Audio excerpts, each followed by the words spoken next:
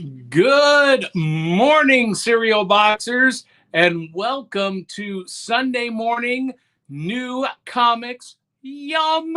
I am your host, the prophet of pop culture, John Pica. You can call me Johnny. And this morning, I'm just going to be talking about my favorite comics for the month of April, new comics, and talking a little bit about the Moon Knight series on Disney Plus, all while I enjoy the remnants of my apple cinnamon Chex cereal. And we're going to do that right after this. Are you ready? Are you ready?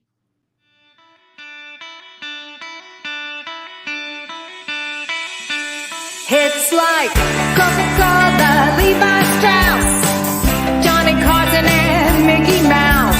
The first star was James Dean, Elvis Presley, and he's still the king.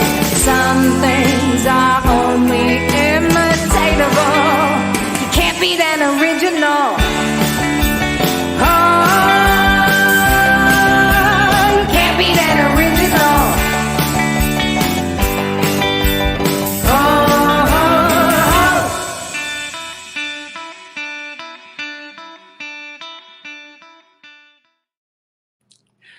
All right, cereal boxers, it is Sunday morning, and Saturday mornings is all about watching cartoons with big bowls of cereal, pulling the prize out of the cereal box and reading the back of the cereal box. Sundays for me were always about running downstairs and grabbing the comics from the newspaper, the funny pages, and sitting down with a bowl of cereal and reading the comics. And this morning I am eating apple cinnamon Chex, just a little bit this morning because I've already had some, but it's not a back of the cereal box if we don't enjoy some cereal.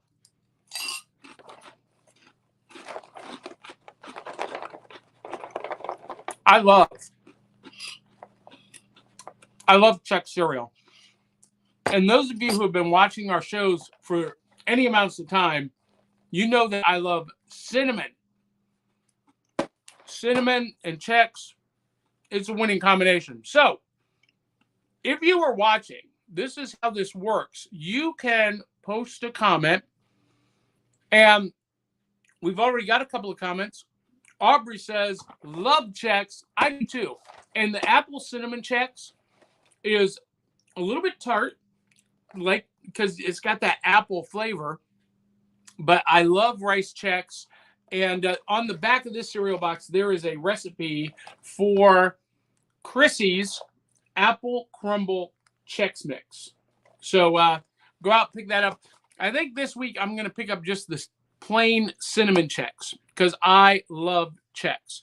So let's dive right into this and talk about the new comics for the month of April. I'm going to share what I've been reading and my pick of the month. What I think has been the best book of April. And I know we're not at the end of April yet, but next week I'm going to be at ICC-Con and we won't be able to do this. So I think this is good as time is. And if something jumps out in the next week, I'll do a quick short live. But the reason I do this on Sunday mornings is because Saturday mornings just isn't long enough and big enough to capture everything that is part of my Saturday morning experience, my weekend experience growing up. And that's what the show is all about. We celebrate the fun of the Saturday mornings of the weekends of our youth while surviving adulthood today. So that means we talk about cereal, cartoons, comics, kaiju, kung fu movies, and everything that we were exposed to on the back of the cereal box as kids, because that was the entire world for us. And Sunday mornings, we're rushing downstairs to grab the Sunday funnies out of the newspaper, read the comics. And that was my Sunday afternoon experience, too, for the most part, reading comics and graphic novels and then playing board games later on in the afternoon and watching The Muppets and Mutual of Omaha and In Search Of, and that was great. So let's dive right into it. First up, from Donnie Cates, Jeff Shaw, Dee Cunniffe, and John J. Hill is crossover issue number 12. This continues the story about the comic characters crossing over into the real world. And in this issue, we find out why Negan from The Walking Dead is killing comic book creators. This story has taken a sharp left turn from the original story, which was mostly about, a superhero adventure. But here we have Negan confronting the cops from Powers, from Bendis and Oeming's Powers. And then here at the very end, the heroes have arrived to stop Negan. And fun series. It's taken a very different turn from the original 10 issues or so. But a lot of fun. All right, continuing Robert Kirkman's series with Chris Samnee on art. This is Firepower, and I love this issue because last issue, this is issue 19, and number 18, the Real Dragon was released. But in this issue, we meet a new hero, and he is a weathered samurai demon hunter and too cool for the room. He gets called upon to fight the dragon, and one man with 3 swords makes no hesitation to go in and take on the dragon. Chris Samnee's artwork, as always, is phenomenal. I love his artwork. I can't get enough of it. He's one of my favorite artists because he uses what I call an economy of lines. So while we're talking about kung fu and martial arts action, that's Firepower is Japanese. We go across the ocean, across the sea to China with Shang-Chi. And this is issue number 11. It's by Jean Leon Yang, Marcus Tu, and Eric. I'm going to mispronounce Eric. And Shang-Chi is reunited with Sister Hammer. But Sister Hammer is not quite 100% herself. She has had her hand taken by the bad guy, their grandfather. And but she's gotten a technological replacement. But here's where this issue really gets cool. We finally get the 10 rings introduced into the Marvel Comics universe. So now they're no longer just in the movies. They are now officially on Shang-Chi's wrists in the comics. And, I think that's a good thing. That's a good move. And next month, we're going to see the full power. And, of course, here's an ad for X-Men Legends picking up from the 1997 series. But next month, we're going to see the full power of the 10 rings. I'm excited about that. This book really reads like a kung fu movie on the page. It's really exciting, action-packed, well-written, great family dynamics, and it's a smart move for Marvel Comics to bring the 10 rings from the movies into the comics. Because one of the big problems that comics have today is people see the movie on the screen, they might love the movie, but then they go check out the comics and it looks nothing like what they saw on screen. And there's this huge disconnect, and Kevin Feige is trying to, rectify that and change that and fix that. Up next, from Rainbow Rowell, Roger Antonio, Luca Maresca, and Rico Renzi, is She-Hulk number 3. You guys, if you didn't know, I love She-Hulk. She's my favorite Marvel character. And this is following her adventures as she reinvents herself after having become a hulked out monster for so long. She's returned to normal. She's got her intelligence back. She's the old Jen we all know and love, but her previous condition, did some damage, and she's trying to reassert her life. I love the artwork. The artwork is gorgeous, and in this story arc, we see the return of Jack of Hearts, and he is returning, and there's kind of a little budding romance starting, I think, with Jen and Jack of Hearts. And there's the whole part of the story is that, the last time they were together, he drained her power away and became a danger to her. But now that's not the case, and she's helping him rediscover what it means to be human, and how his powers have been redefined and who he really is. Best part of this issue, cameo by Patsy Walker, Hellcat. Love that. And, she and Jen are best friends, and love that. So I'm the next two, Avengers number 55. This is a variant cover. I hate this cover. I didn't realize I grabbed it when I grabbed it off the shelf. But the story is written by Jason Aaron, with art by why does it not say here? Written by Jason Aaron, art by Javier Garron. And some people are complaining about the artwork on this book. I don't see what their complaint is. I really enjoy the art. I think it's crisp, clear. It's got a very classic feel. This is continuing the story that is crossing over with Avengers Forever. We have, spoiler alert, Black Panther stepping down as chairman and asking the new Nighthawk, Kyle Richmond, to take his place. And that's what we get at the end of the issue. This is just a team building issue that is, ramping up to their confrontation with the multiversal masters of universe led by Sorcerer Doom. And this is the team with Namor, Jane Foster Valkyrie. We got Starbrand over here. Yes, that's Blade with what they call Boy Thing. Echo, Maya Lopez, is the new Phoenix. And,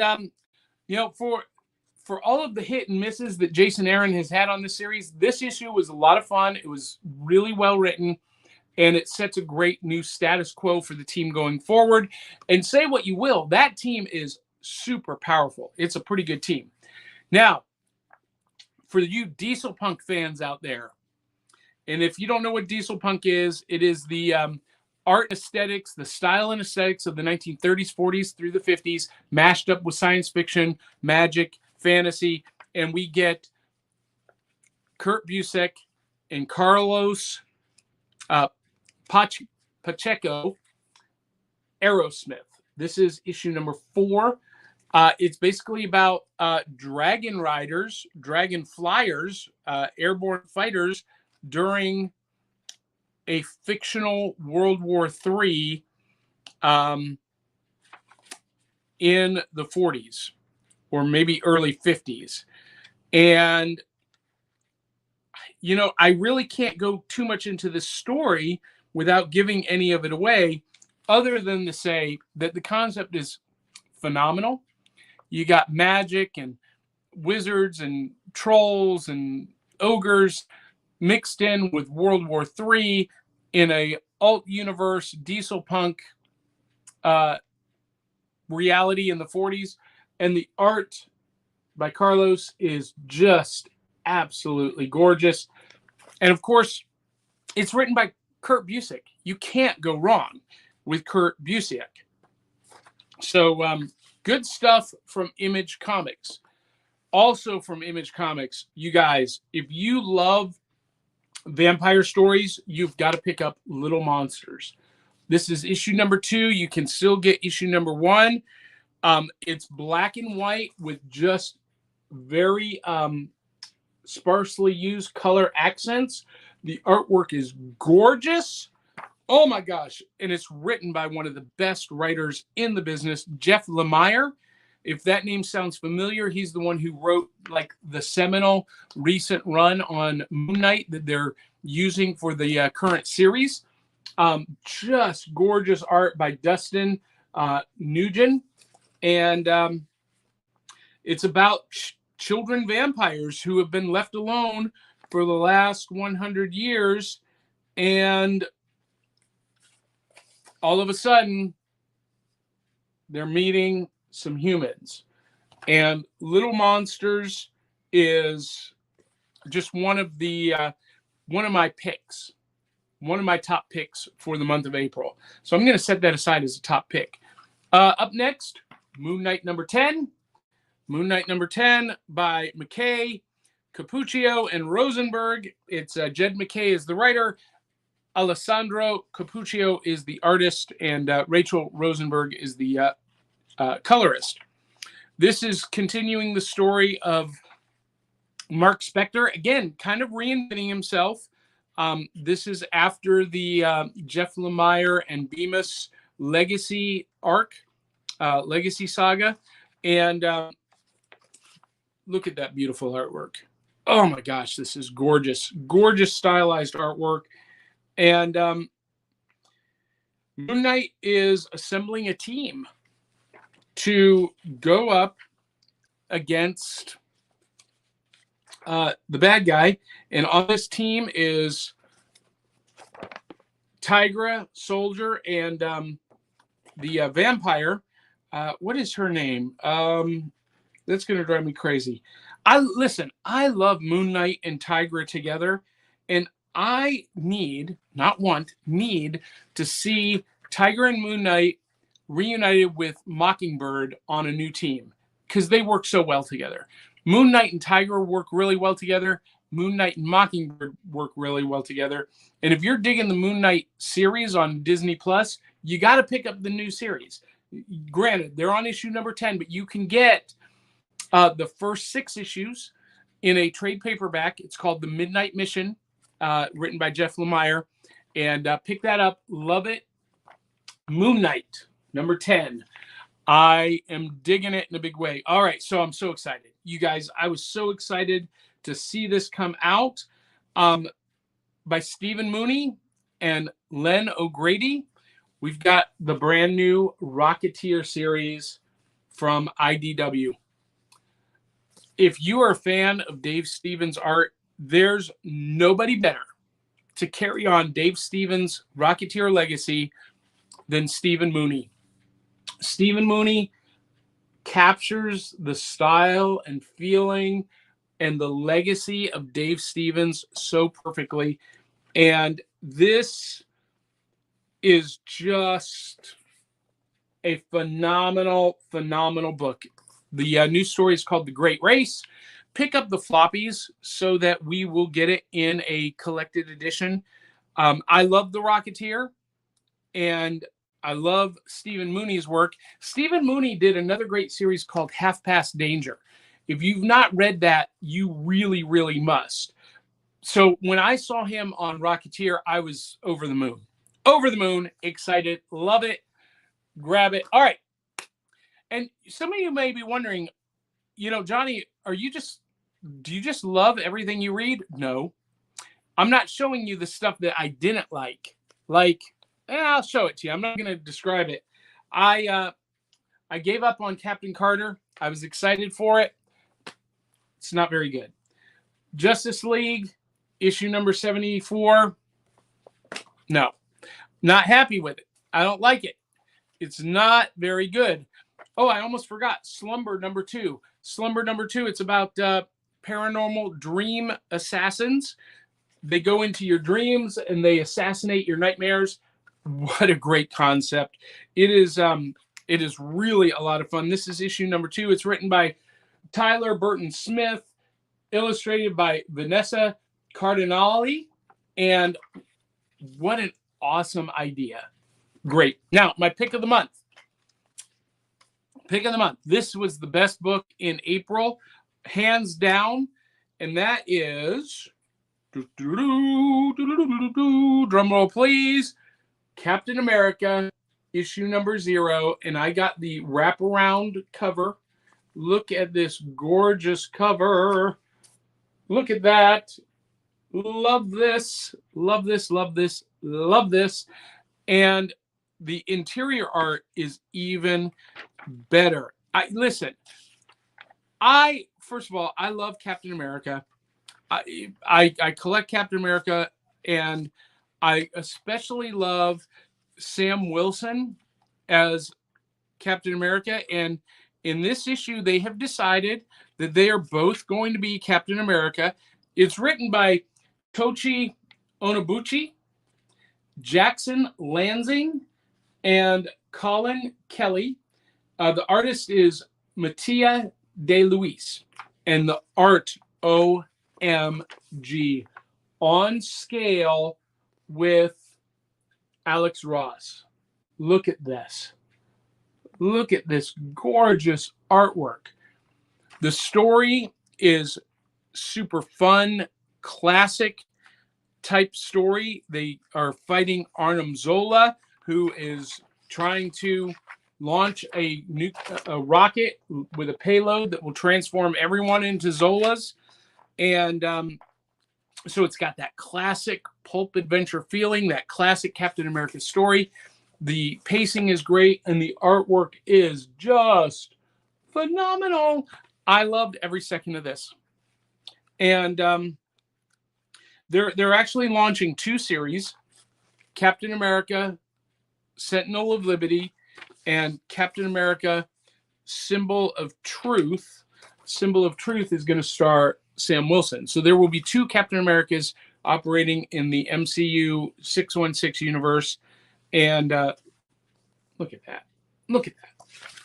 And this is the launch of that new story arc. It's phenomenal.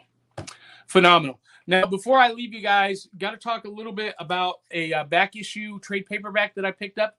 This kind of back issue Breakfast Club supplemental.